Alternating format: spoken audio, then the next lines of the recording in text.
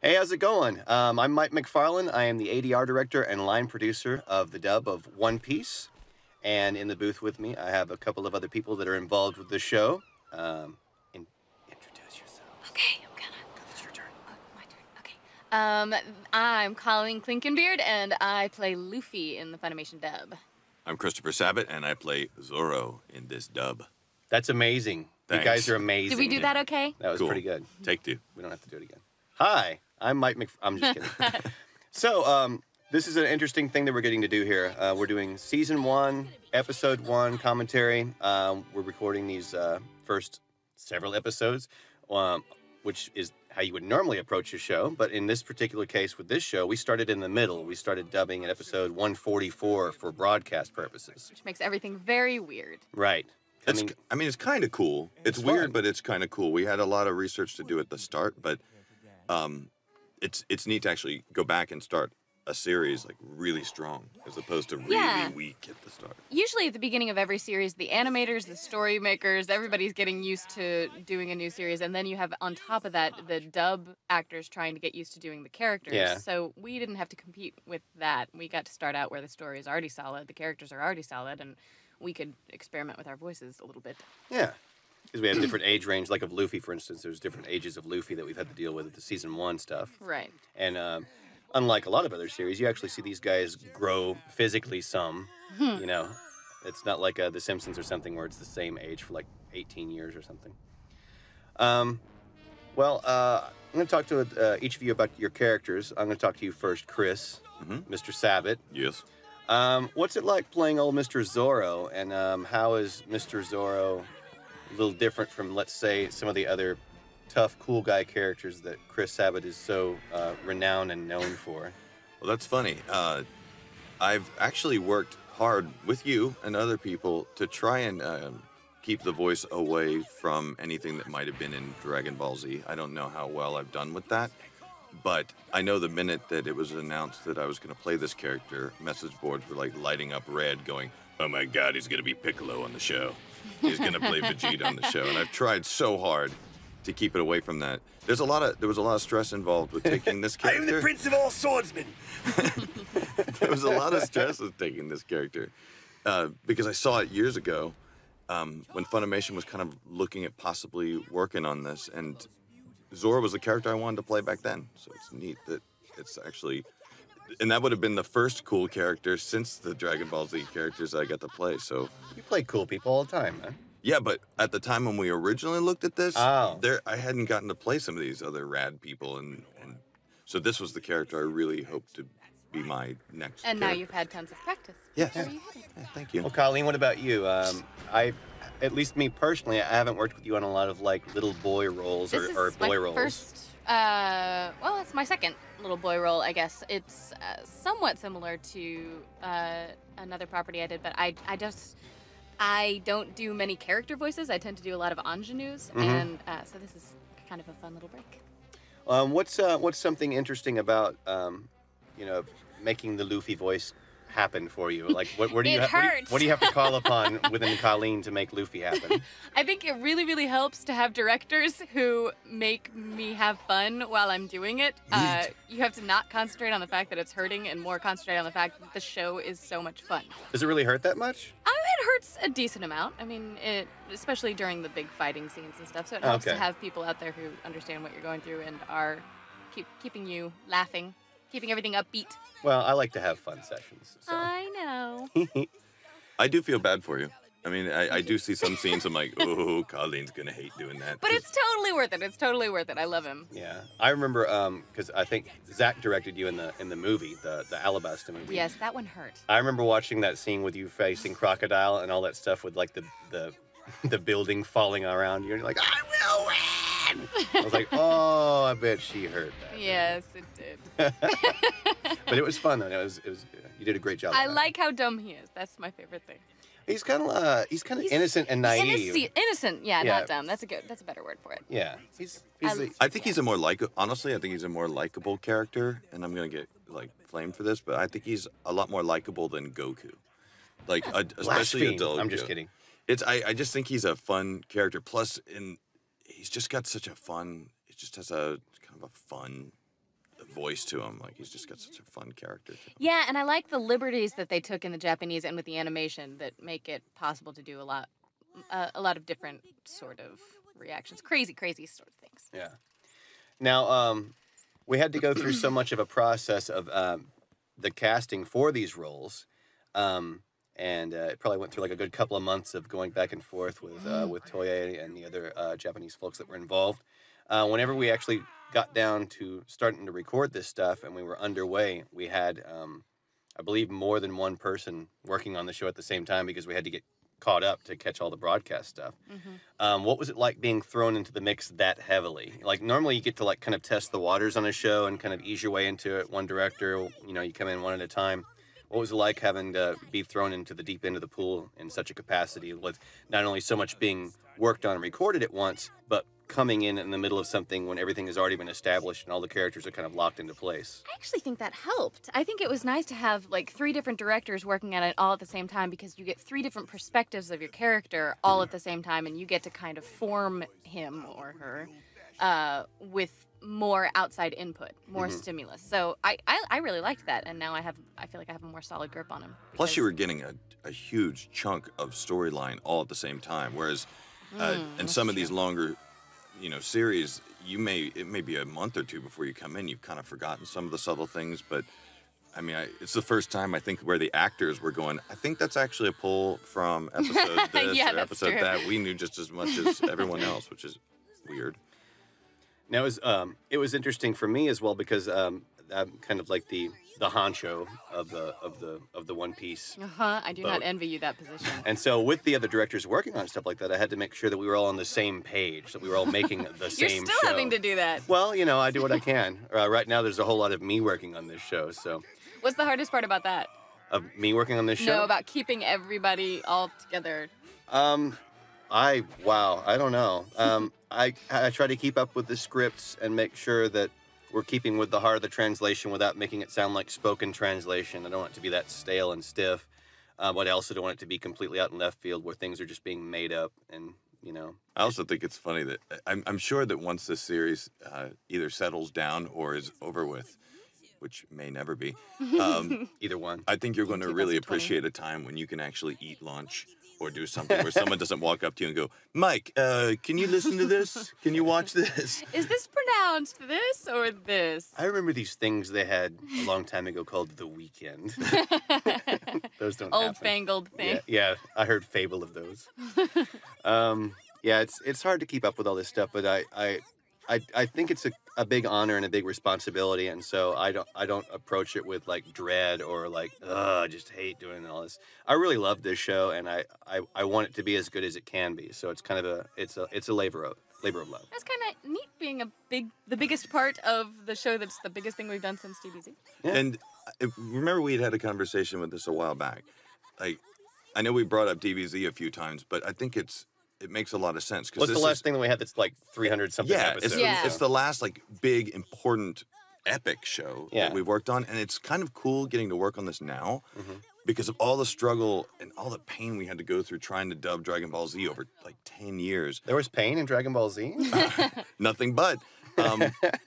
But going back and doing this now, it's so much fun because we're like superpowers already. We already are superpowered and the cast is so strong. I love hearing like people like Colleen and Lucy and Eric and all these people who have already like really seasoned on these roles as opposed to, back when we were working on Dragon Ball Z where we were putting practically ads in the paper to see. Yeah, and for all the episodic roles, you have tons of actors to choose from. I can't imagine what it must have been like back in DBZ days when you were doing 12 voices. And we only had 11.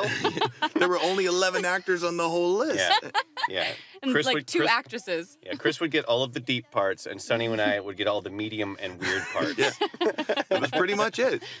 I've actually got to have a little taste of the One Piece pie as far as the voicing stuff goes. I was cast as Buggy, the clown. He's fun. He's a lot of fun. That sounds like it hurts, too. It hurts a little bit.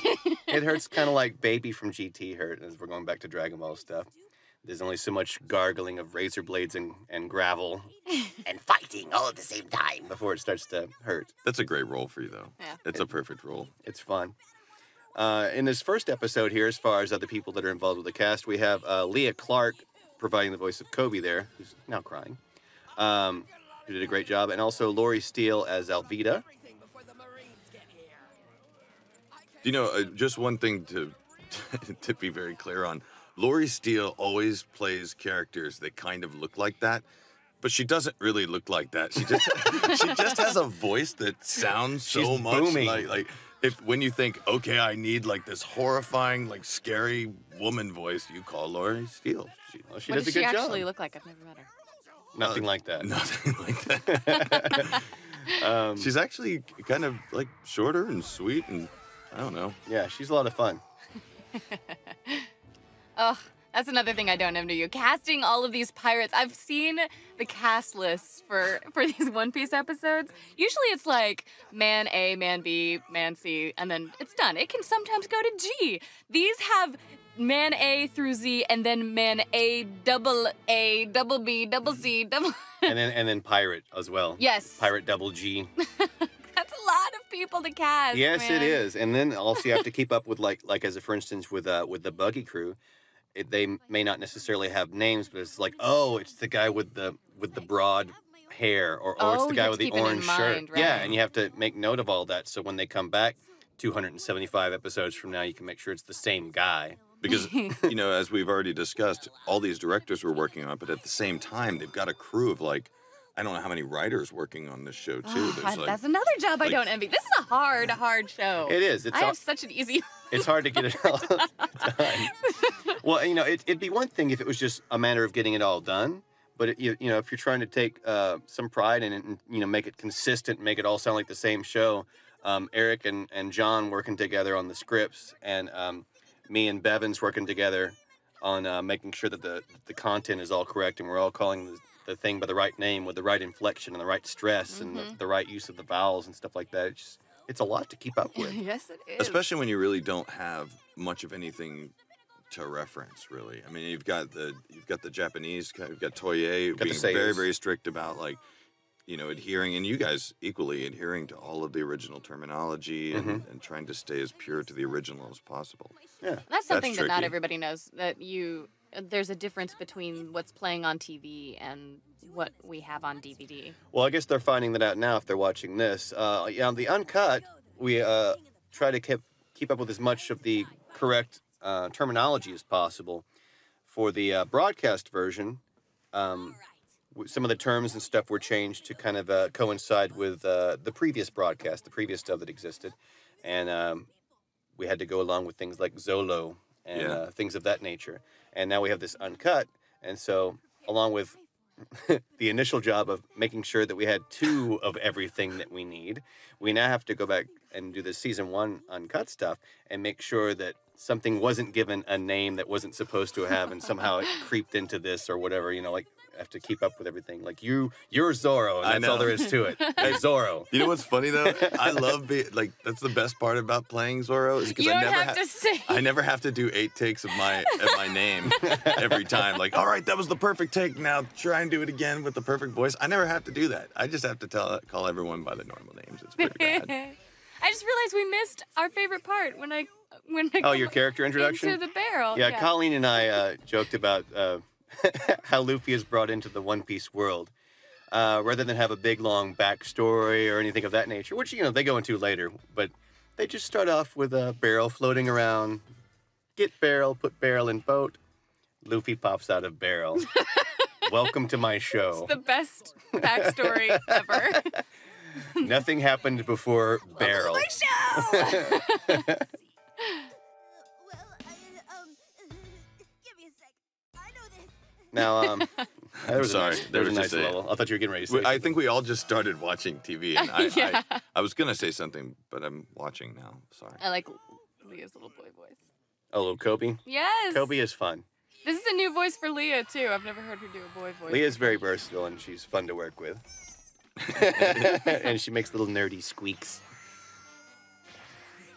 Now, let's see. What's something else you've got to work on as far as this particular show is concerned? Like, what's a neat aspect of this show that you've only found in working on something like this versus the other properties and projects that you've been involved with? Is there anything that kind of stands out, either story-wise, animation-wise, content-wise, something you'd have to keep up with that kind of sets One Piece apart from other stuff? I totally just blew your mind No, with my question. I'm trying to. Yeah, it's hurting right now.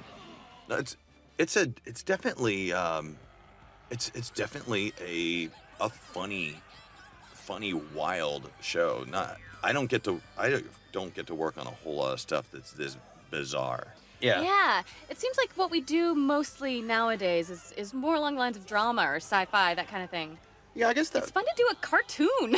Yeah, I mean, this is very cartoony. I mean, yes, it is, of course, anime, but as far as the level of broad comedy and just broadness in general, the broad animation, and everything else, this is very much on the cartoony end of things, and we haven't got to work with a lot of things like that. I mean, I think both of you guys are involved with Shin-Chan, which is very much on the cartoony side, but it's also on the naughty cartoony side. But it's probably been since any of the Dragon Ball titles. Or maybe Yu Yu Hakusho, since we've done something this broad. And I think this is even much more of a broad nature than Yu Yu Hakusho is. And at the same time, it takes a true skill, though, to try, and it's very difficult, to try and make something sound really, really, really funny, and then really, like sincere at the same time. Because the show goes from being blah, to, these people have to kind of be sort of believable. So it's not just one level. Yeah. Right. Yeah. It's definitely it's a fun experience to work on. Well, also in the way that I'm kind of approaching the voice direction, I'm trying to give you guys that are leads of this show a lot of leeway and a lot of room to work with as far as what your voices can sound like and how you would approach a line and things of that nature.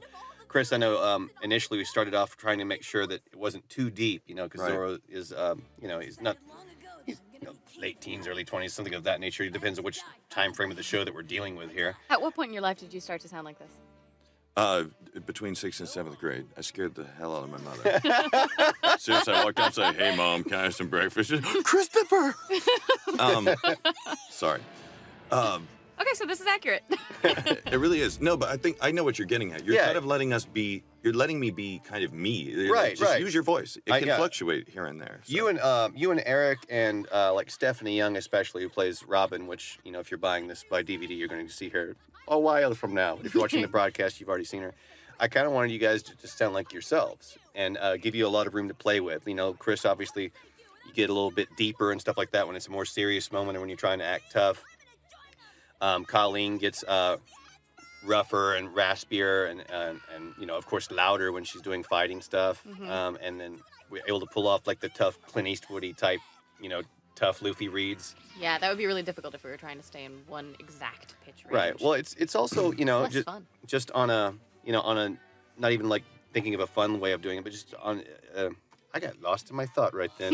It's just it allows for a lot more room to play overall. It's more fun to watch these characters have so many aspects of their personality and or what they can sound like. It's not a flaw that they sound more than one way. It just allows them to have room and be more human. It goes back to what Chris was saying about being believable but cartoony. Yeah.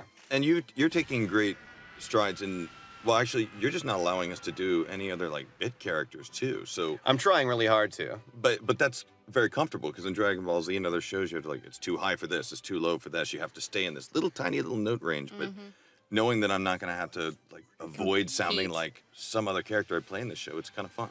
I think Colleen played somebody in Bellamy's gang, but you only had like 5 or 6 lines. I don't think I'm ever going to sound anything like Luffy if I'm doing a female No, part. that's why I was like, you playing a woman is fine, because you will not sound like Luffy. But Chris, I probably won't cast you as a woman. Damn it. But yeah, I've tried not to let any of the leads of this series play additional roles. I mean, it's just the way that I'm trying to approach it. I mean, we've worked on a lot of series before of this length and magnitude, like Yu Yu Hakusho and all the Dragon Ball series and stuff, where either through, as Chris mentioned before, limitations on the number of actors that we could rely on or that could do the work in a timely fashion or whatever else, we would use Christopher Sabat for 12 roles, or we would use me on like 6 or 7 parts or whatever. But for something like this, and with this many years of working in this capacity, our talent pool's a lot bigger, and we also include talent pools from Los Angeles and New York and other places, Houston, and get them involved with this as well, so that we don't have to have Colleen do 20 parts or Chris do 20 parts. Although sometimes it does kind of suck because there's occasionally a character that'll pop up and like, oh my gosh, That would be a I lot love of that fun. character. Can I please, please, please, please? No, Chris. You're No. sticking to what you do. You are the Zorro. And I really can't complain because Zoro's pretty much the easiest character to play that still gets to ride the One Piece cruise ship. Because he just gets to go, yeah, I'm going to go take a nap. Well, speaking of taking a nap, we're about at the end of this thing, and it's about nap time. And you're probably taking a nap by now. But thank you guys for listening to this. I'm Mike McFarlane, the director and producer. Christopher Sabat, voice of Zoro. Colleen Clinkenbeard, voice of Luffy. And we'll see you guys on our future volume. Be sure to keep watching. On our next trip. On the next One Piece, Boat trip. What are you going to be, Colleen? King of the Pirates. Quiet, this is the most important part of the episode. This is me when I walk in. Yeah, you did good work in this, Chris. Way to lift your head up. My best episode yet. See you guys later. Bye. Hey guys, this is Mike McFarlane, the line producer and voice director and voice actor sometimes in One Piece. And I have a couple of people in the booth with me here. And who are you guys necessarily? And how are you involved with the show? Who are you? I'm Sunny. Who are you? I'm Lucy. Oh, well, Lucy, what do you do? Oh, why? Thank you for asking, Sunny. You're welcome.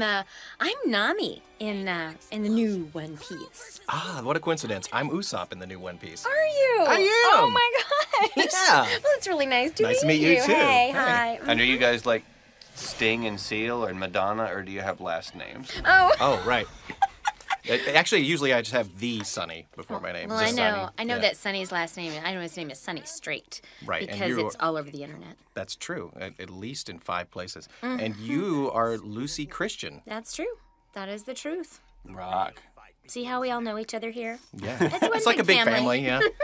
Well, I'm going to talk about some of the same things with you guys that I talked about with Chris Sabat and Colleen Clinkenbeard in the last. Oh, those guys. Who are they? I don't know. Are they in the show? Yeah, I there's think they're a pirate. Well, are they- A, B, F, Q. Pirate AB, Luffy, I thought they were like, they worked the boom mic or and something. some Zorro guy. Oh, okay. But, I've seen them. Tell me, let's start with Sunny. Sunny, tell me a little something about your character and what it was like, maybe starting in the middle of the show and getting into the beginning of the show now. Usopp is basically a noble coward. He is scared about everything that he faces, and yet he somehow tries to face them. We started in the middle of the show. and then Roughly, yeah, somewhere. Roughly, and then had to go back. I guess the hardest thing about that is trying to keep the character consistent, because you know that eventually you're going to get to that point, and what if you're so much better by then? That never happens. No, it We stay doesn't. consistently crappy the whole time. That's what I try to do, basically. I come in and I say, if I'm too good, Mike says, no, tone it down. Yeah, tone down the good. Remember how you started? Be like Yeah, that. at least just be average. Exactly. Don't aim so high. No, we try to do It's awesome here. Yes, exactly. Yeah. But yeah. Yeah. How about you, Lucy? I thought it was a real challenge coming in because I think there was a lot of expectation about this show, and obviously Funimation is dubbing the show in Dallas. I live in Houston, and everybody that I knew of was auditioning and had really high hopes of getting it because One Piece has a gazillion episodes, and that's a great job for any actor to get. So. Right. So actually being cast was the awesome woohoo, and after that euphoria, you kind of come into but this has already been going on, and it's already been broadcast. There are already ideas in people's heads, and there's high expectation of something different were to be done. And I don't know. All of that is certainly informed, I think, getting in the middle of the series, and then going back to the beginning. And I don't know how Sunny felt about this, but I think one of the challenges on this show is because of various broadcast dates and things that were happening and licensing things I don't really know. We were working on so many different things at once and working with different people. I mean, Mike, I'm talking to you, but for you out there, Mike has always been the leader of this project, and everything has sort of gone through him and been okayed by him. But various people have also worked on the show in the capacity of director just because so much had to be done at one time. Yes, like a lot. Yeah. Yeah. And so a lot of it was, I think, those of us that are leads on this show trying to communicate when there was something that's like, oh, I don't think that's quite consistent with what we're doing. Yeah. Like, working with someone who may not have known that Mike hates that kind of verbiage or Yeah. or whatever. And Oh, that read. that was a challenge. Well, that's why it's good, good that Alan. Mike's on it, because he's able to keep everybody consistent on it. I try. Yeah, I try to do my best. I know in like Volume 1, for instance, it's already out. It was mostly, I think it was myself and Caitlin Glass that did it. And I have a really good working relationship with Caitlin. She knows what it is that I like. And she also loves One Piece. So, it was a good match Yeah. for that. My biggest shock was realizing that I was going to have to talk like this for years. Like, well, this will never end. I remember that now. I forgot about it. Sonny, about 20 minutes into recording the very first episode, we recorded 144. He opened the door to the booth and was like, "Hey, does this character, does he like yell like all the time? Does he yell out?" I'm like, no. It's just like the boat's crashing and stuff. It's just an exciting moment here. He doesn't yell all the time, but Yeah. I think that he does yell. Not all the time, 95% of Just the time. he yells a lot. He's the funny, he's the funny comedic relief kind And of. nothing says funny like, ah! Ow. Ow, God, that hurt me. Or makes Corey go crazy recording the Yay! same. Hey, did that peak? Have fun with that, Corey. Let's just start over. It's a commentary. It can peak. Well, coming from the position of being someone who's very often cast in the really energetic, screamy roles, Yeah. it's really great to be the girl, because I do get to yell, I get the shark teeth, and I have to scream at Luffy, but more often than not, my lines kind of revolve around going, listen, you jerk holes, you don't know what you're doing. Let me tell you how you're wrong, Yeah. That's what Sabat calls the coffee rolls. You can just sit there drinking coffee Yes. while you're doing it and sit back. Yeah. Nami seems to have that a lot. Nami's very much the know-it-all, it seems like, of She this group is. of people. She is, but I really like her. Yeah, what are some of your impressions of Nami? What do you like about her? I think that what makes her a really fun character is, if she were all one note and she was just kind of the bossy navigator the whole time, she would be really annoying. But she's got a really great backstory, and she comes from a place of being a real scrapper. And really doing whatever it takes just to survive and to make it happen for herself. And so when friendships happen to her, or when something actually real sort of happens to her, and then it's an event. And she may cover it up or whatever, but those little things and those little strings of the human condition in her make her a really fun character to play, to find those little notes in her.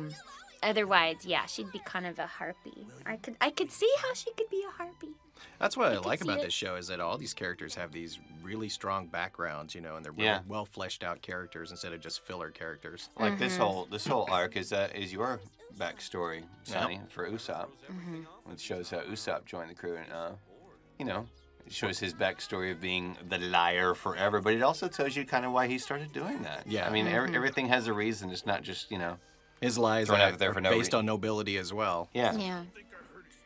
What did you think of his backstory? I loved it. It really made me understand who this character was, and why he does the things that he does. Although sometimes his cowardice is just annoying. What do you mean? like when he tied Sanji to the boat so he didn't have to fight these monsters and left him there. That was funny as that. But my gosh. Yeah. Okay, have fun. We're out of here. Oh, look, this is, treasure. Yeah, Nami likes her treasure. He likes her treasure. I just look up and I'm, rubbing my cheeks on a sack of treasure. Now, I picked this episode to do the commentary on for Volume 2 because it's kind of the... Oh, we're already halfway through. It's That kind was of a fast little... the Usopp joins the crew episode. Oh, yeah. Now, up until this time, Usopp was someone that they ran into in town. Did you find I realize that we record one line at a time with the nature of what it is that we do and stuff like that, but did you find yourself doing anything different, being that he wasn't quite familiar with all these people he was surrounded with yet, or was there a different approach on Usopp for this early stuff? Well, you try to put yourself in the moment in every scene that you're doing, you know, and if you've got a good director behind you telling you what's going on, it's usually easier to put yourself in that place. So, yeah, it was because you don't have the same chemistry with them and you have to separate yourself from it. Whereas, like in the episodes we started with, which was in the middle of the series, they were already a close-knit group of people. Yeah, they were already 140-something episodes deep into hanging out. Right. So, him and several of the characters say lines together and, and hug on each other and everything. Well, there had to be a certain amount of distance between the character and the others at the first, though. Now, at this point also, Lucy, it's you're fresh to the crew as well, and you joined reluctantly. Did you have to approach anything different in the same way that, what I was just asking Sonny, as far as, like, it's not a tight-knit group of people yet? Did you find yourself approaching the lines or approaching the character differently than you did in the middle of the series when we started? I think so. I think it can never be underestimated how much we rely on you or whoever is directing our session to really fill in kind of where we're at. Because, for people who have the experience of getting to find the show and watch it all in its entirely and you know the story, that's not the reality of most of us. And so when we come in, we're like, where am I? Who? What?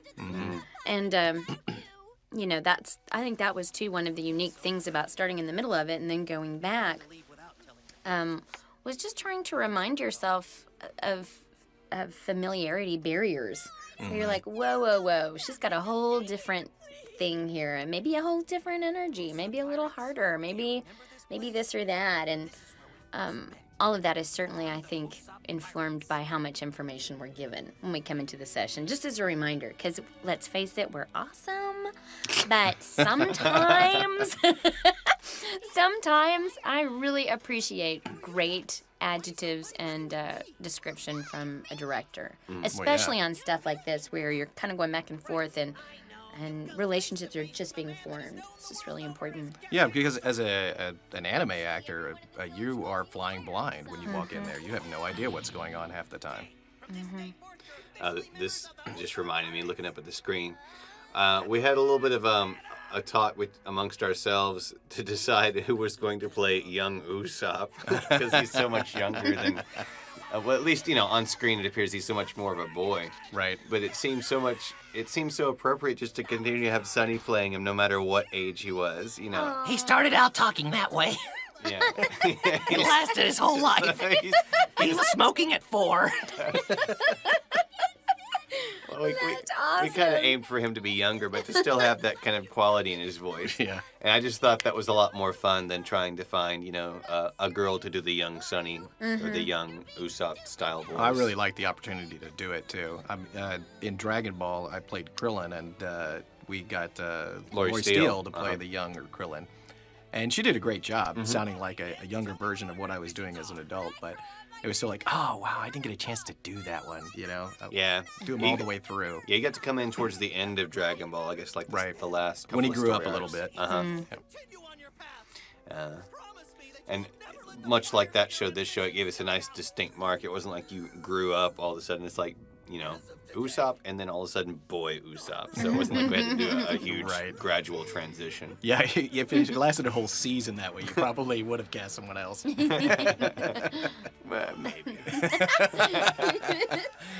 We can't have him do that all the time. We're going to have Lucy play it now. I can do it, yeah. You can do... I don't even think I can do it.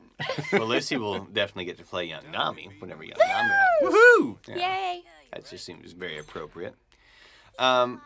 What are some of the things you like about One Piece and or your character as opposed to some of the other things that you've worked on? You've mentioned a little bit of it here and there, kind of mixed in with the things we've discussed, but let's focus on just that. Well, actually, this is my favorite kind of show. I like the Dragon Ball series, and I like the Lupin the Third series, and I like this. I like goofy heroism, when the characters are noble and yet they don't take themselves too seriously as a show. That's my kind of show. So I love working on this show. This is one of the few times when I auditioned when I really wanted the character, and this is one of them.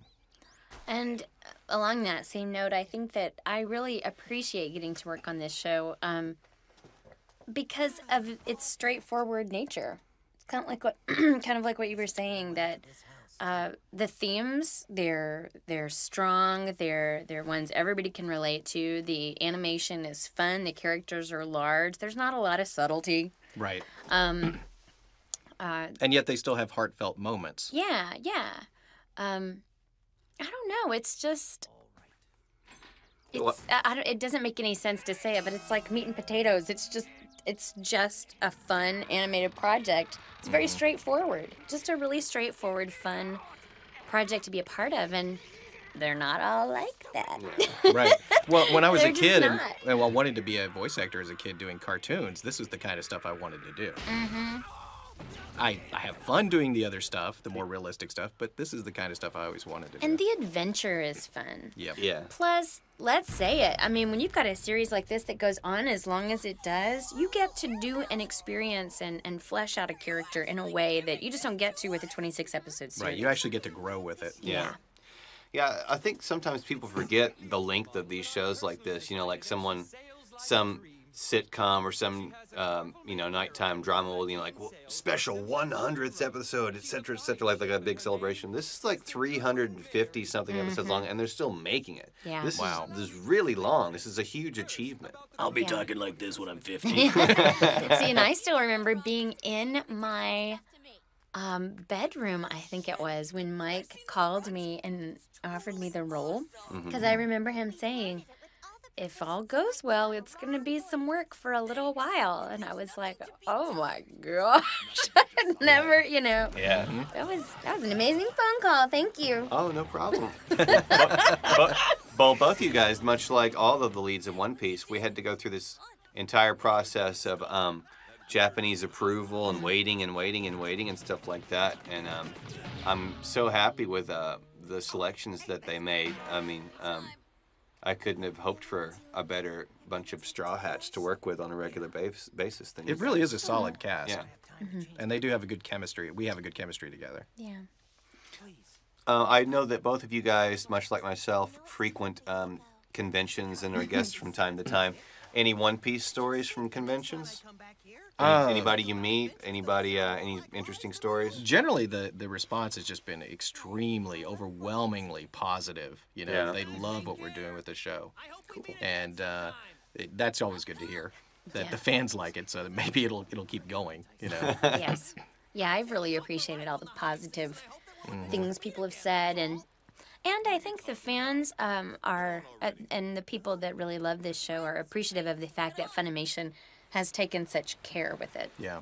And, Now, did you say that part of the auditioning process, actually the creator of the show was involved in casting it too? the mangaka Oda was also had just as had a huge say-so in who was selected for the voices for the English cast. See, that's good because at conventions I tell people that, so I'm glad to know it's Me true. too. And I tell them, look, if you don't like the way I do the voice, I don't care because the creator of the show does. Yeah. Totally. I have Yeah. totally pulled that out. If somebody tells me that Nami sounds a little witchy, after I say, have you listened to the Japanese? I say, listen, if you have a problem, I mean, the Japanese picked me. Yeah. And what are you going to do, Well, yeah, I mean, several people, like myself, the other people here, the people with Toye, Oda, and whoever else is involved of the many irons that are in the One Piece fire, all had a say so in this. So a lot of thought and a lot of auditioning went into the process. Well, and so much effort to release it on DVD in all of these formats that I really think fans of this series are going to appreciate after watching such truncated and kind of heavily edited versions. Yeah. I think Funimation has Yeah, gone we're trying to above and beyond. And that's something we're doing too. We're sticking very close to the actual Japanese reads in a lot of times. And like the Japanese Usopp guy, every time We we hear a love line, him. it's like he's throwing the gauntlet down. Like, beat that, American. Like, oh, God. Okay. Yeah, Japanese Usopp is awesome. He is incredible. It's like my favorite voice actor. That's great. Yeah, every time we preview a line, Sonny and I laugh hysterically because the reads are always just, what? He does wacky stuff.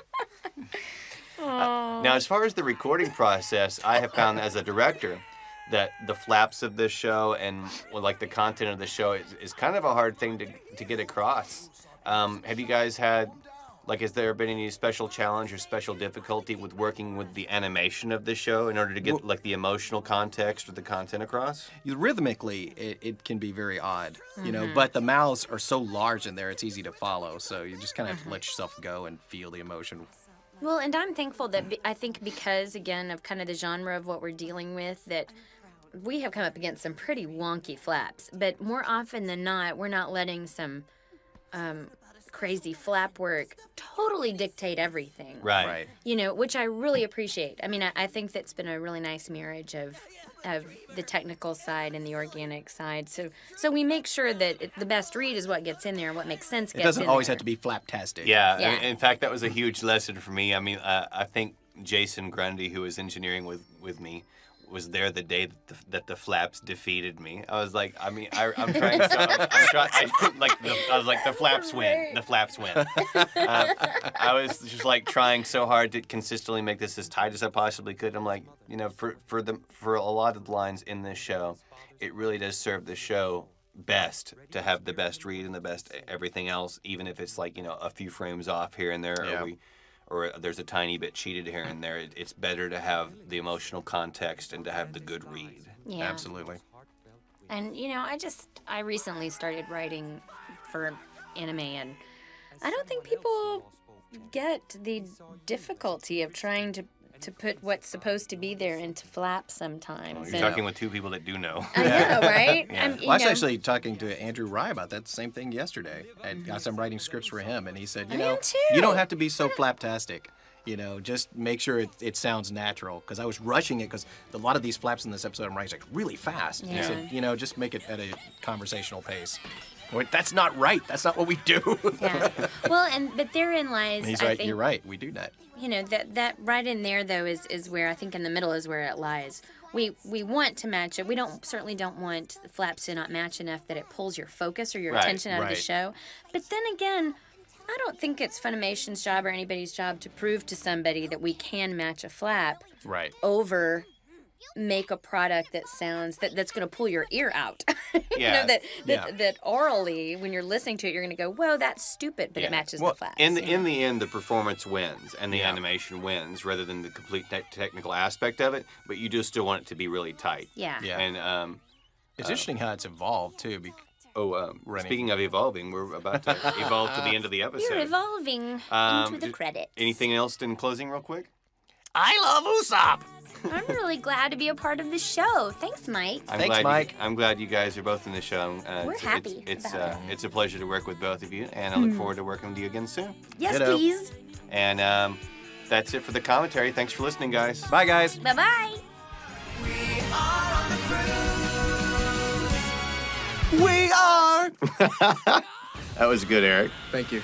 Hello, everyone. Welcome to the commentary for episode 30 of One Piece. This is Mike McFarlane. I am one of the ADR directors, and I'm the line producer for the dub of One Piece. And joining me today in the booth for this commentary is Mr. Eric Vale. That's me. That's you. Eric, what involvement do you have with this little show called One Piece? It is a small show, but an important one. It is. I'm the one of two head writers on the show, which normally we have one head writer per show, but this is such a massive... Normally shows aren't 300 plus episodes. Yeah, right. So, one of the head writers, I manage a team of, I guess, 3 or 4 different other writers who've all written episodes for me for this show. And I also play Sanji. Wow. That's right. Do you have enough to do with this show? No, I ask for more work, but they refuse to give it to me at this point. They tell me my plate's full. Well, it might be full. You got a lot going on. But you do a great job of both of those things. Sir. Ooh, thanks, Mike. Now, let's see. We'll talk about both of them eventually. Let's talk about Sanji first. Yeah. I know, as it was with the other Straw Hats, we went through that long audition process and waiting and finding out and all that sort of stuff. When we started doing this show in episode 144, and we were doing the edited and uncut and all that kind of stuff, what were some of the things you went through to kind of get into Sanji's head, or to make that role come out of yourself? Like, what do you do to make Sanji happen? Well, I mean, I'm preaching to the choir here, but he's a cook. Everyone knows that, you know. And that was kind of how I approached it. You know, I watch a sickening amount of those reality cooking shows. And so I've watched a lot of cooks and how they behave and all that kind of stuff. And the one thing that I've learned is that cooks are, they really own their coolness. You know, they think they're really awesomely pioneering their field. You know, everybody does something different. That's just what I did when I auditioned. You know, I also had the advantage of writing multiple episodes of the show before we ever were auditioning. That's true. There was a stack of scripts that had already been adapted and were ready to roll before we actually had auditions and everything. Yeah, so I was watching, and as I don't mean to jump the segue, but as head writer on the show, it's my job to go through and make sure that everything that's been written by either me or the writers matches the mouth flaps and everything's consistent character-wise. And so I was rehearsing, so to speak, at home well before I ever auditioned. Wow. And I found what, to me, sounded like Sanji's voice, which is really what you end up hearing. There's some of it right there. You know, and that was just, I mean, that was nothing more than sitting at home and working it and seeing what voice came into my mind. That's what I used in the audition. Yeah. And, well, also, much like the other guys I've talked to before, I feel, and you can let me know if I'm right or wrong on this, I feel also that with a lot of the Straw Hats, Sanji included, I try to give you guys a lot of room to play these characters. I don't try to lock the voice into just one kind of place. I may let, you know, the kind of central point, I may aim for a little bit higher or a little bit lower, but as far as the performance goes, I try to give you guys a lot of room. Like, I don't want, you know, the happy and weird and whatever else things that happen to these guys to all sound like I'm playing this guy. Yeah.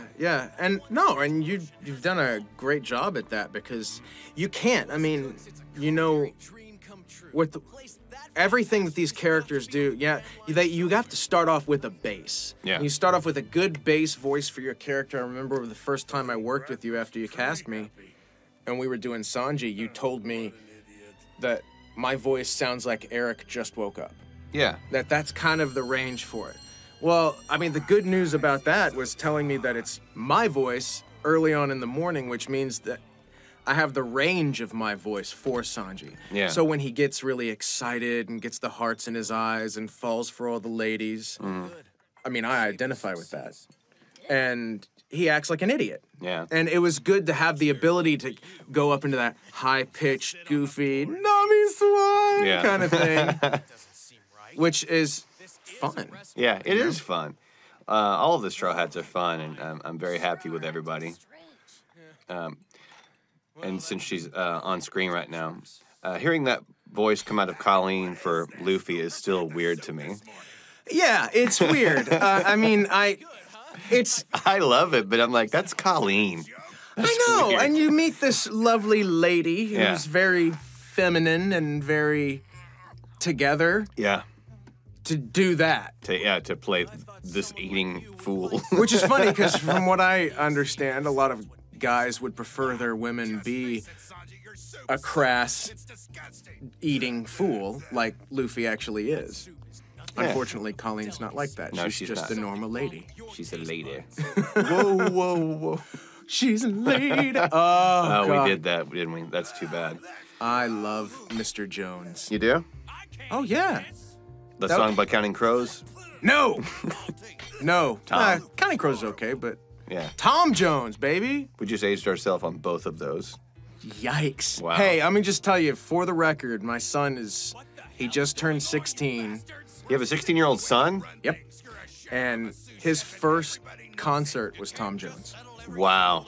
And he's 16 now?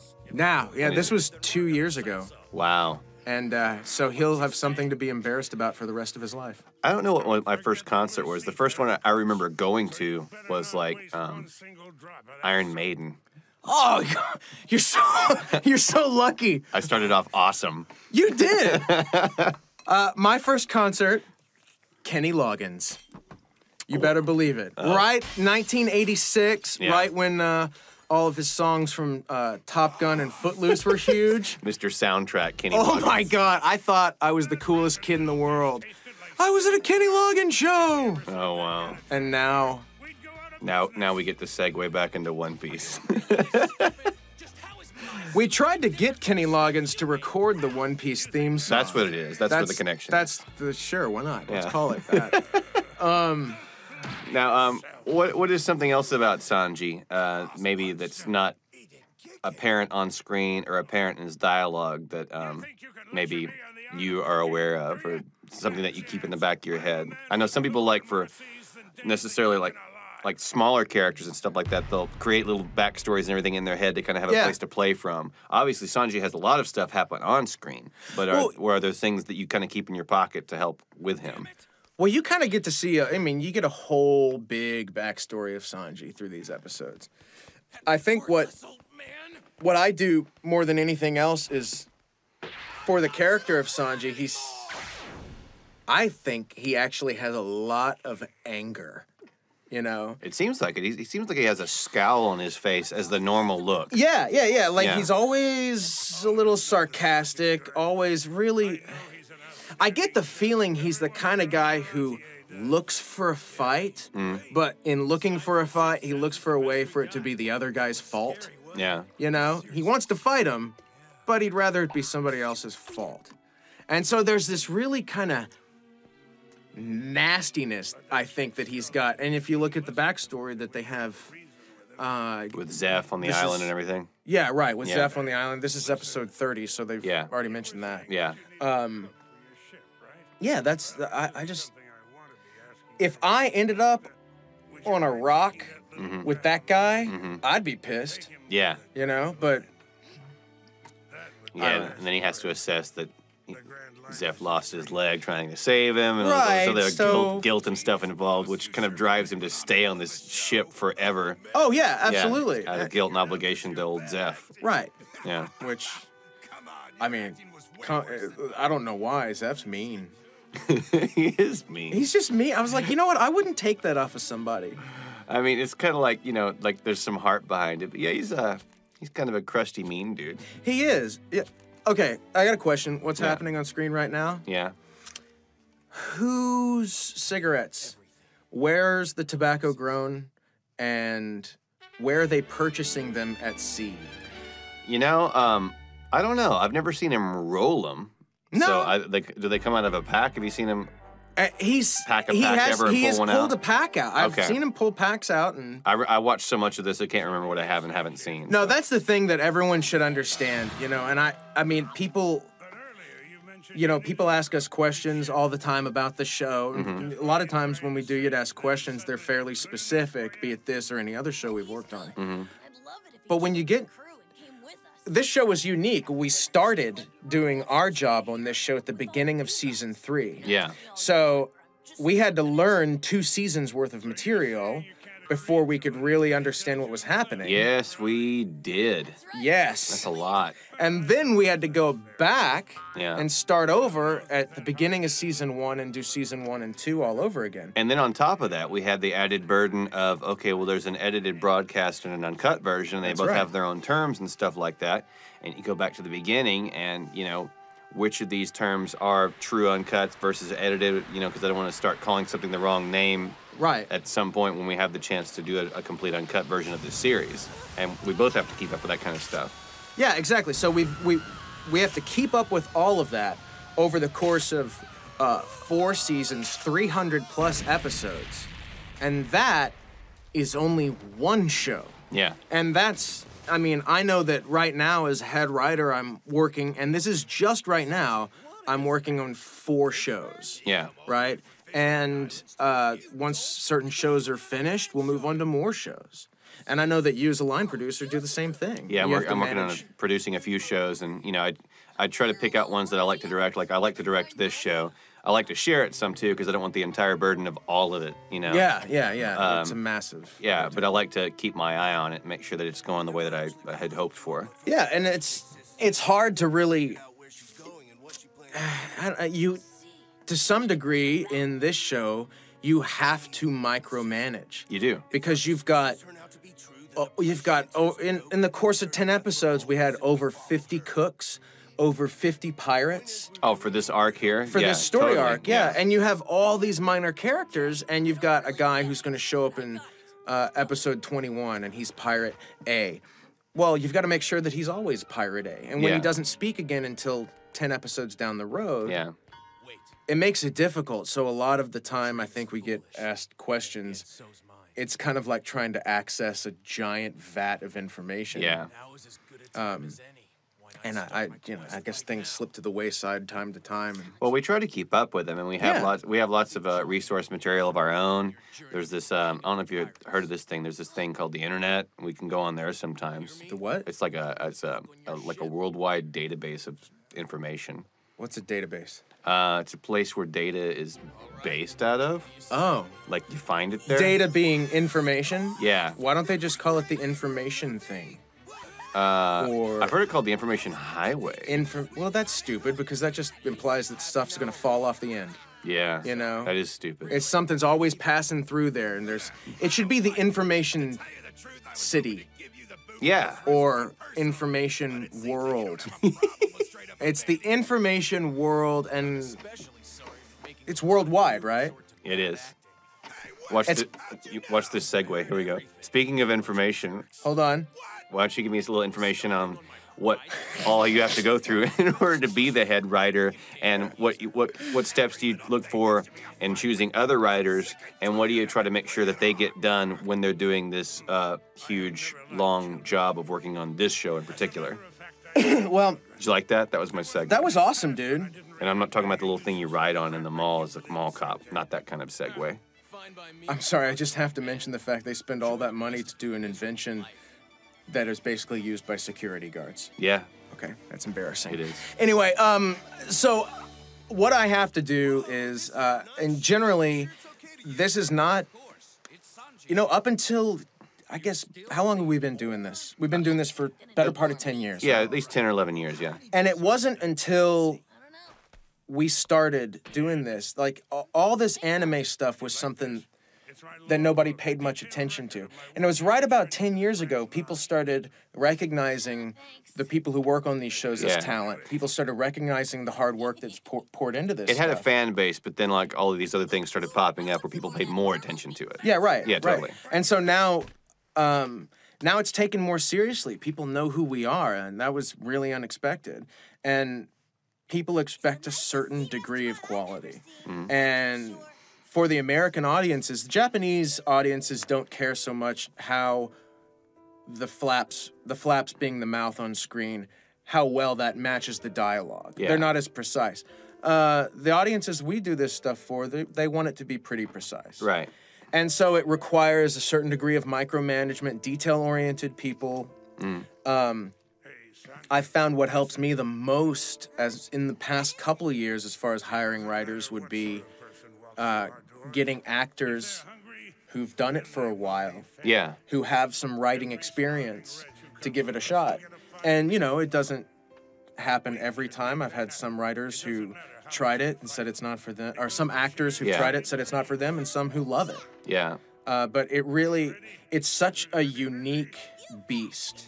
It is. It's this entire ADR process of working on anime and producing English versions of it. There's no real training camp for it, or of course there's like voice acting workshops and stuff like that now, but you don't go anywhere to figure out how to do all this stuff. Right. You kind of just do it. Yeah. Or have someone who's already done it show you how to do it, and then you kind of take information from them and learn to twist it into your own beast and have your way of doing it, and to keep adding on to this process. Yeah, and it's difficult, it's time consuming, but it's rewarding. Mm-hmm. I think everybody who's ended up here, very few people have ended up doing this, writing, acting, or producing or directing in this world if they didn't start off wanting to do something like that. Yeah. I was telling my son just the other day, when I was 16 years old, I was sure that I was going to be a movie star, huge, big Tom Cruise movie star. Yeah. And really all I really wanted was to be able to work in this field. Yeah. And that's that's what's ended up happening, which is half luck, half persistence. Yeah, I mean, well, for myself, you know, it's a lot of the same thing. It's a lot of luck and a lot of persistence. I mean, I wanted to be a rock star, and I was very disappointed to go to college and find out that they don't have degrees in rock star. No, they don't. I mean, there's like School of Rock and stuff now, but not when I went. No, you of know? course not. You know, No. there was no like, okay, I want to be a rock star, and where are the courses? And Right. when I get done, I'm a rock star. That didn't happen. No, it doesn't. And So I took acting stuff as well, because that interested me as well. I have this weird Bachelor of Fine Arts degree, which is like music plus business plus theater. that's awesome. And as weird as the degree is, that ended up being what I did, Yeah. which is really weird that I actually used my fine arts degree to do something besides like teach high school or college or something. Where'd you get your degree? University of Texas at Arlington. Sweet. Yeah. Well, you lucked out. I unfortunately don't listen, kids. I did not get a college degree, which makes it very difficult for me to preach to my kids how much About going? they need one.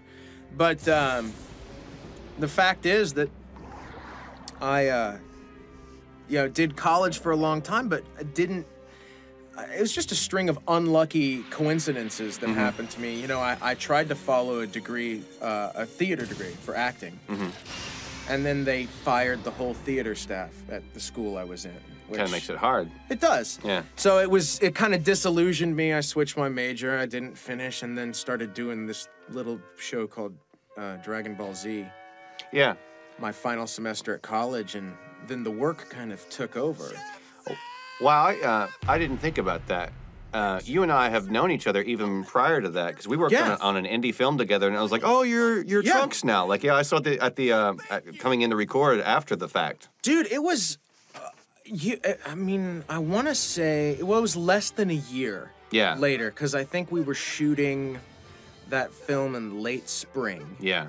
And then it was the following January I got cast. That sounds about right. Yeah, and then I ran into you up at the studio. Yeah. Of course, the film was called Lackluster, Yeah. and Did it ever come out? no, it never got finished. I've been involved with lots of not finished films. It happens from time to time. Interesting name for a not finished film. Yeah, go figure, Yeah. right? Mm-hmm. But yeah, I remember on that film set, I showed up one day, and they, you know, I had all my scenes ready and everything memorized, and I showed up for my first day of work. And the first thing happened is the DP asked me if I was ready for my nude scene. And I laughed him off. And then they're about to roll camera, and they're like, "Okay, Eric, take your shirt off." Like, what? So it wasn't a nude scene. They just wanted me to have my shirt off. But the fact is, I had not done near enough sit-ups at that point to take my shirt off. It'd be nice to know that in advance so you can plan. It's important. That way you don't look like that, crying and waving. No, please don't. That's kind of what happened. But yeah, no, we knew each other well before. And another guy who works with us, Chris Kaysen, Yeah. I did a play with him. Yeah. One of those black and white plays. Yeah, a Yeah. black and white play at the Pegasus Theater in Dallas in like '97. And Yeah, then a that's few a while years back. later. Oh my God, don't. Yeah, a long time ago. Me gonna cry now. But it takes that long to really understand this business. It does indeed. You know, it's not something you just pick up overnight. No, it's not. And we're still doing this. It's kind of strange. I know. I mean, I'm very pleased. I have, you know, an income Yeah. that's regular, and that's From art. From art. It is the best thing that bizarre. you can ask for. Yeah. Like I get, you know, my career is to do this, Yeah. which is lovely. Yeah, I agree. I have a lot of fun doing this, and I don't know what I would do otherwise, because I enjoy it so much. Oh, I know what I would do, but I don't think they'd hire me back at that pizza joint. I was going to say, does it have anything involved with going, what would you like to drink? Yes, it does. What would you like to drink with that? You want extra pepperoni? Okay. Well, we've approached the end of this, and we have the lovely Brina Palencia singing our closing song. So, speaking of closings, there's another segue. Any closing words?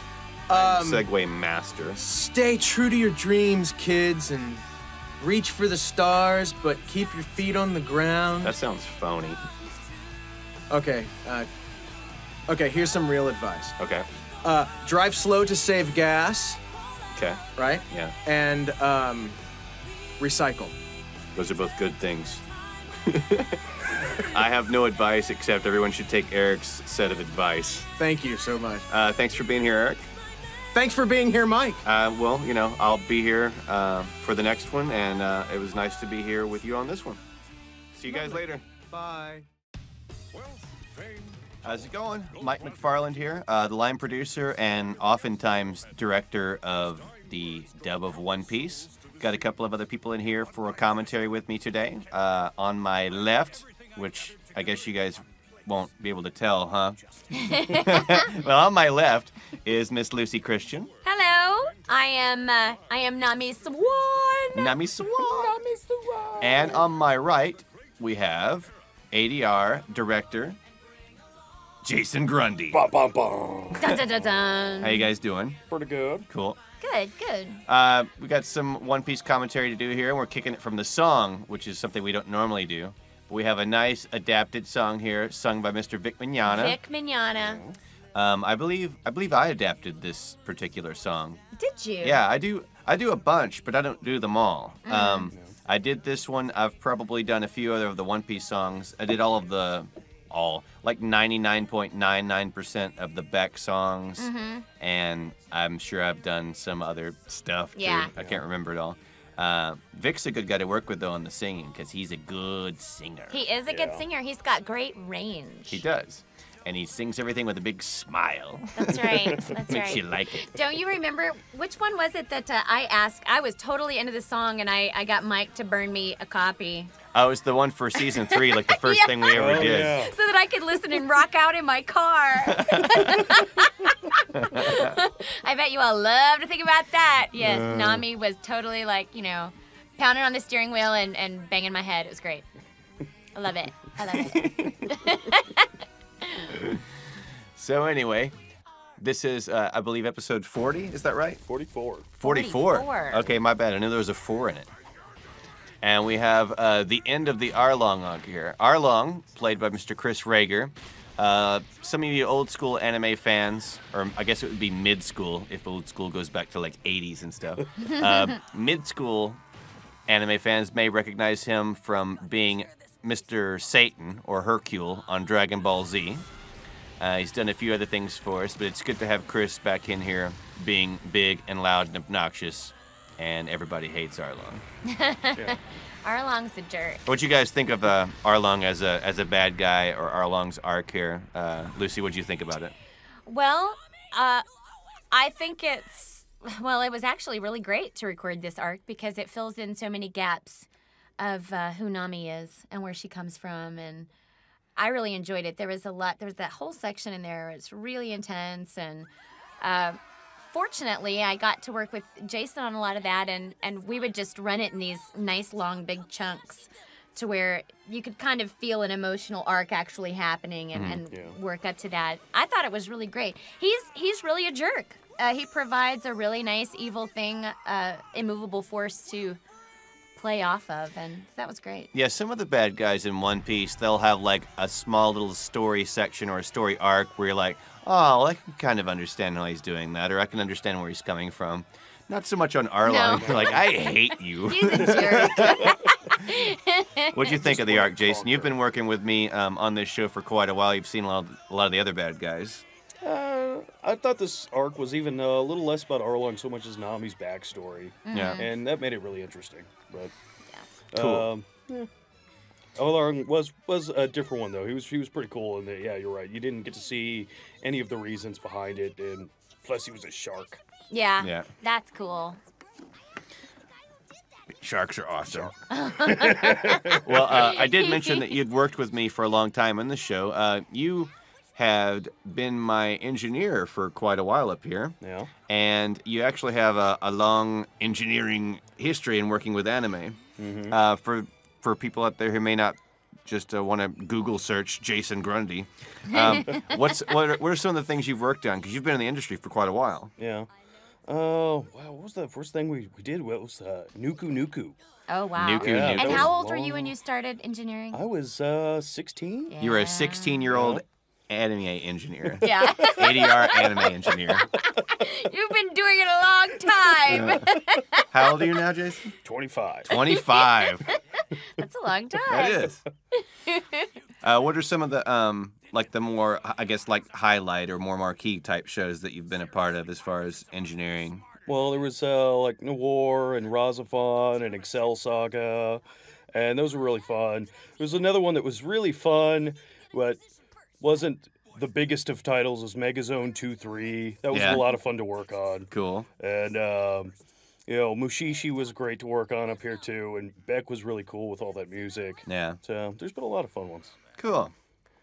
Well, what has the transition been like for you? You are one of my newer directors. You were always kicking much butt on the engineering side of things, and you would help me Yeah, handle he's- things in moments when I couldn't be in the studio and whatever, and kind of help me out with directing. Yeah. And so I decided to give you the shot.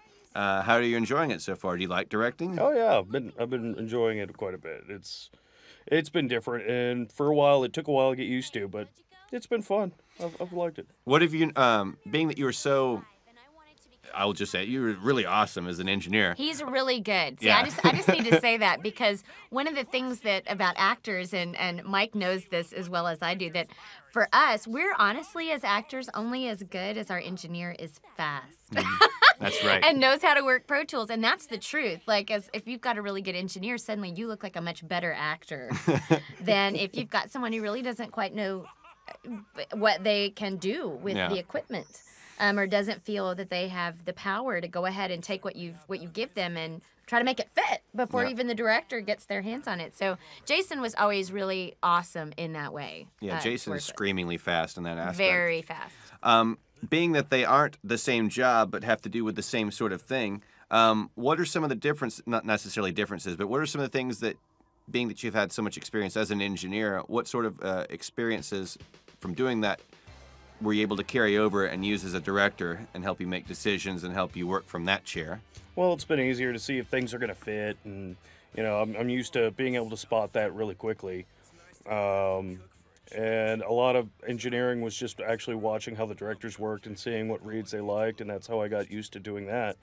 But one of the stranger things is trying to actually convey to someone else what I want them to do with the line, and it's been hard to figure that out. That's it's a rough thing, because like when I started directing, I thought that everything that I said made total sense to me, and I couldn't understand why someone wouldn't give me what I wanted back. Yeah. You totally have to learn how to talk to each individual actor individually. Everyone responds to direction and to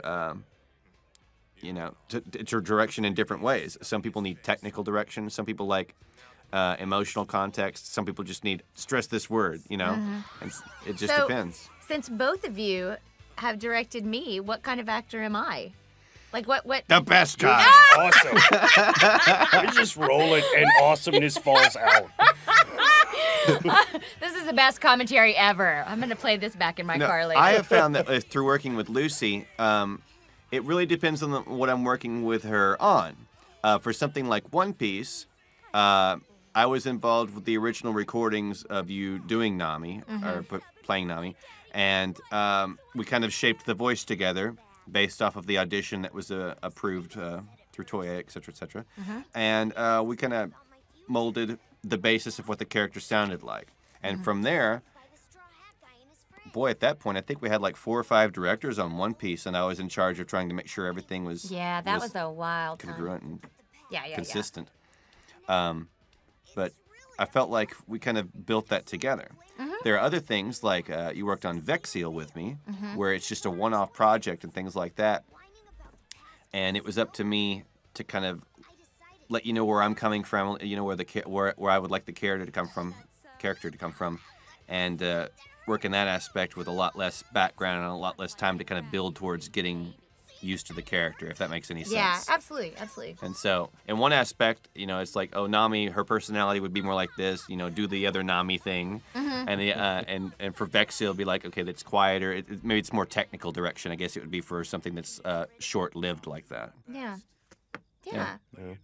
Well, I don't think I appreciated near as much as what you people have to deal with. There was one day when I subbed for Mike, and I took 4 Walla sessions, 4 one-hour Walla sessions, and just assumed that everybody would know how to play Pirate A or Pirate Z or Henchman Q or whatever, and that's not the case. I mean, those sessions are really hard, and I understand now how you might really have to be sitting there sort of reaching to the furthest corner of your mind to convince somebody, no, I mean be scary. I don't want to tell you how to say it. Take scary and do that. Do the thing with the It's scary. a lot harder. I just assumed everybody knew how, and they don't. It's really true. This is a very different kind of skill set. I think people don't really like to think of it that way, but it's really true. Yeah. Oh, and the party rages on. Oh, yeah.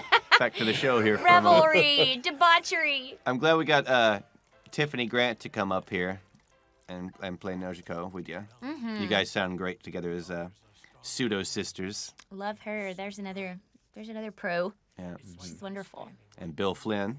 Yeah. With his pinwheel hat there. Yeah, with his nice pinwheel hat. I really and like Cynthia Kranz as Bellamere. I love Cynthia Kranz as Bellamere. I really like the end of, is it this episode or even the next one maybe, where they explain Nami's tattoo and it has to do with his pinwheel. I think it's this one. Yeah. Yeah. And I love the Bellamere Nami backstory. Well, I was going to just ask you all of about that because It's so cool. it kind of comes full circle on this one. Knowing that we started off in season 3, just taking Nami right in the middle of some other story, and we've gone back to the beginning and shown how you were introduced to the cast. What's your take on this story arc where we find out a lot more about Nami and we find out about Bellamere and where she's from? Well, I don't know. It's kind of multifaceted. On the one hand, I sometimes wonder if the fans would be disappointed that we were, voicing season 3 without really having all of the background knowledge. Yeah, all of the blanks filled in.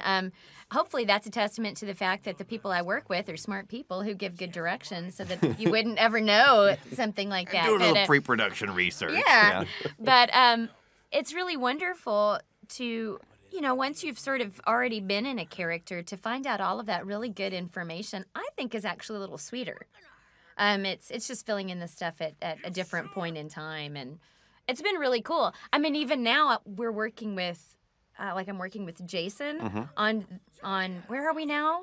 We're on 70s to 80s. 70s to 80s, and Scott Sager, who's the other engineer. is the other director. Yes, director he that was, used to be an engineer. right? Yes. And he is working on where are we in there? I don't know. I just ran into a dinosaur. There. That's what happened. I was screaming at it earlier today. So it's actually really wild to be working on this series at all of these different times. Yeah. But it kind of keeps you on your toes. I mean, it keeps you from getting bored. Yeah. Certainly. Absolutely, certainly. I mean, I'm just about to meet Chopper in that arc Yeah. with Scott. Yeah. Which is just crazy. Chopper for the first time. Yeah. I keep going, where's Chopper? Where's Brina? Oh, we haven't met. Well, we finally had yet. Robin show up. Yeah. We got Stephanie to do some That's stuff too. right. So That's yeah, right. It takes a while to introduce these people. Yeah, I think Scott already did his of her. I haven't gotten her yet. But it's really nice too. It really it's really something the way that they've crafted this series and how it's not just a boom, bam, we all zanily run into each other and suddenly there's a band of pirates that have these adventures. It really is an epic adventure over a period of time. Yeah. And a lot of thought went into intertwining all of these stories. I can really appreciate that. Now, I did want to point out this section here because I really loved the work that both of you guys did in this. Lucy, this whole talking to Bellamere and explaining to her that you're having to leave and you may not be back and that you've found new friends and things like that. It's a beautiful part of the story, and I was just so impressed with the way that you handled it. And Jason, I love the way that the dialogue turned out, and I know you guys must have worked together on that to hone it in and get it exactly the way that you wanted it. Jason, what were some of the things that you were keeping in mind when you were going through that section? Was there anything specific or different that you were necessarily trying for?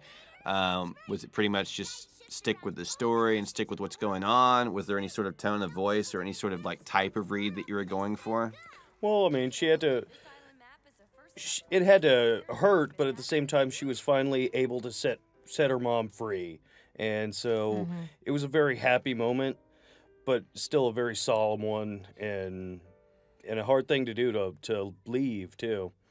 But still, at the same time, it was 8 years of work and finally paid off. Yeah. And so it was just it was a little sad and happy at the same time. Yeah. Well, it's odd for, at least in my opinion, because for the shows of this length that I've worked on in the past, like Yu Yu Hakusho and Dragon Ball Z and things of that nature, there's obviously some heart in there, and there's some backstory where you find out more about the characters. But it just seems for One Piece that when you find out more and more about where everyone came from, that everyone's childhood was like really tragic, and that they aren't afraid to show it, and they aren't afraid to include it in the story. They don't gloss over it. I mean, there's blood and murder and a whole bunch of other things, which would just lead for a horrible upbringing, and everyone has risen above it. Lucy, for you, being that, Nami started out, as we mentioned before, kind of big and all over the place and everywhere in the season 3 type stuff, we got to start from the beginning. This is obviously, at least in my opinion, a very much different set of dialogue. Was there a different way that you would approach it, or that you did approach it, versus the other aspects of the show? Was there anything different you did to make like is this a different Nami? Is this a different facet of the same Nami, or how would you approach work like that? I think, obviously you and Jason worked together, but Yeah. what were some of your first impressions and first instincts about what to do? well, I think I would say that it's a part of the whole of whatever she is. I mean, I really love the idea, and I've said to people before, I don't do funny voices. I don't do cartoon voices, and I'm a terrible mimic. I'm not good at that. But what I feel like my greatest strength is in this particular industry is if you give me a picture and you tell me who someone is, and I have these words, I try to marry those words to that picture. And with her, the more words I'm given, the greater her emotional life and the greater her character gets to grow. I think it's really organic in that way. I think I'm lucky because she's not a real cartoony character. She's bossy as all get out. She is bossy. But she's not super cartoony, and that, in a way, lends itself to, I think, a little greater... she doesn't have a lot of parameter, as far as I know, in terms of being like, she would only respond this way. She has a little more leeway, and things like this just let her get to plumb a different kind of depth. She doesn't have to be bossy. She gets to be soft. Right. And she gets to be weak and pissed off at something other than Luffy. Luffy does tend to make everyone angry. I know. It's a nice, fun camaraderie because everyone always makes fun of Luffy's intelligence level and his captain abilities, but they all bond and they all rely on each other, and it's a really cool thing. Well, What I and like ultimately that's his... different, Oh, I'm sorry. between Nami, like later and before, is that in season 3 she's free to be herself, but everything before this in season 1 is all Nami with a hidden agenda. And Yeah. we don't know why until we get to this story. That's true. And- Yeah, That the is sneaky true. thief with her own I'll join you, but only Right. to get my own goals accomplished. That's right. That's true. Yeah. And there's Tiffany Grant. Hello, Tiffy. I've got to work with Tiffany on a few projects that she worked on Mushishi with me, and she was an alchemist with me. And I think the first thing she ever came up on was she was one of the mystery one-off characters in Case Closed. I always enjoy working with her. She's straight. Nami's gonna pickpocket the whole town. Oh, I love this too, as far as this the is story great. aspects. I'm not saying bye to anyone / I'm going to I'm gonna rob pick your all of you. pockets. Yeah, you've got to pick a pocket or two. Yeah, good. I had to throw it. Someday I'm gonna get to be a little cockney crazy boy in an anime. Yeah, That's gonna be a fun day. Every once in a while, Lucy will just change the character voice for fun and be a little Cockney boy out of Hello, nowhere. Governor. Like some community theater's production of Oliver. I know. Someday, listen closely, people. It will happen. I also like it that, unbeknownst to most of the people there, that there's a big sack of money, waiting in the town. Like, Yeah. The 100 million berries. yeah, which is probably much more than whatever she just got running through a crowd of people and grabbing wallets. I also loved in this, too, that, Luffy really, their relationship is really cemented by how he shows up for her. Yeah. He's like, I'm your friend no matter what. Yeah. And that's a really wonderful moment in the series, I think, especially between them. Because they're both so integral to sort of charting this course. Yeah. And are so at odds. Well, it's neat, everyone has their own reason for joining this crew and for bonding together like that. But in particular, this show, it just seems to me that the bond between the Straw Hats, all the lead characters, is super, super, super strong. Like they have to build towards that. Obviously, Nami didn't completely trust them at first and kind of led them down this path of, I'm going to steal the boat. But when she turned around and they're like, no, we don't accept that. We're going to help you despite what you did to us, and you're one of us. Yeah. It's really, I don't know people like that. I wish I did. Yeah. I wish I did know people that were this kind-hearted and this devoted to their fellow friend and their fellow people. I'm not saying that because I want pity. I'm just saying they take it to an extreme Jason degree and I that I'm are not familiar patting with, Mike except on the shoulder except right for now. family. Oh, it makes you sound pathetic. No, it's true. That's totally true. They're I think the heart of this show. They're family. Yeah. Yeah. I mean, you wouldn't care to watch 300 plus episodes of people who are just a bunch of jerks to each other. I think that's got to be the thing that ultimately ties all of this together. And I mean, these people are fun. It's fun to watch them. Yeah. And it's nice. Relationships are good. Good job, everybody. Way to go. Way to go, us. Go Team Straw Hat. I know. Oh, there goes the tattoo scene.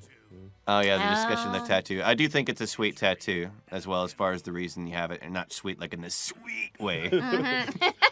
Like in the you're going to go get one kind of way. Yeah. Sweet. Aww. Well, we're almost to the end of this. Quickly, been Jason, being that you've worked on so many shows and different types of shows, do you think that there's any particular challenge to doing One Piece versus doing something else? Well, just the sheer scope of it. There's, of course, we need so many actors.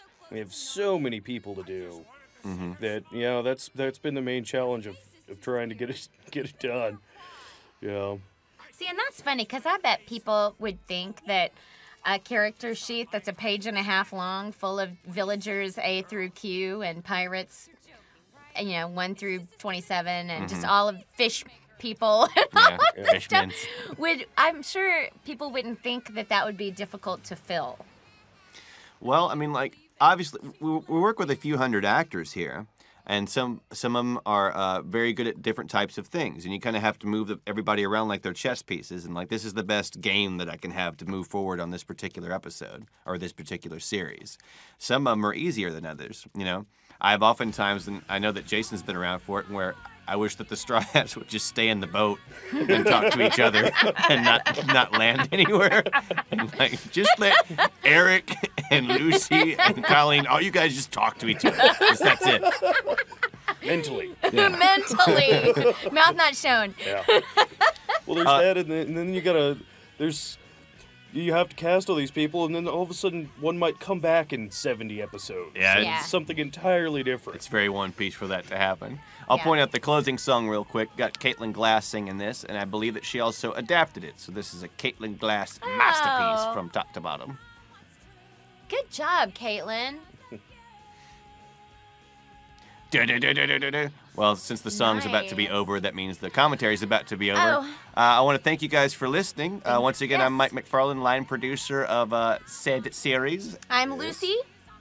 I'm Jason Grundy. That's Jason, yeah. Thanks a lot for listening, guys. We'll see you next time. Thanks a lot. Goodbye. Bye. Goodbye. Goodbye, Governor. Cheerio. See you later, guys.